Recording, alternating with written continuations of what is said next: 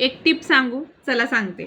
तर हे एका नवरीच्या आईचं ब्लाऊज आहे. एंगेजमेंटसाठी त्यांनी बनवून घेतलंय मुलीच्या साखरपुड्यासाठी घालायला. तर हे आरी वर्क मी नाही केलेलं, बाहेरून करून घेतलंय, पण छान झालेलं आहे.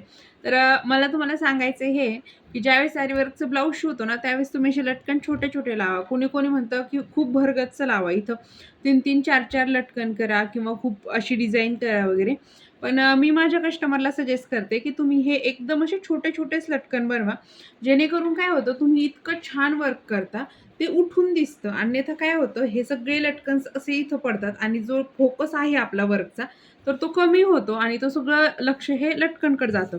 त्यामुळे तरी मी माझ्या कस्टमरांना नेहमी सजेशन देते, की तुम्ही हे लटकन छोटे लावा, जेणेकरून तुमचं वर्क जे आहे, तर ते उठून दिसेल. बाकी तुम्ही कसं करता, हे मला नक्कीच कमेंट करून सांगा. आणि तुम्ही काय तुमच्या कस्टमरला सजेशन देता वर्कच्या ब्लाउजमध्ये? मी कुठल्याच वर्कच्या ब्लाउजला याच्यापेक्षा जास्त लटकन लावत नाही. सिंपलमध्ये हे 2 बनवते जेणेकरून छान दिसतं आणि वर्क उठून दिसतं. Thank you.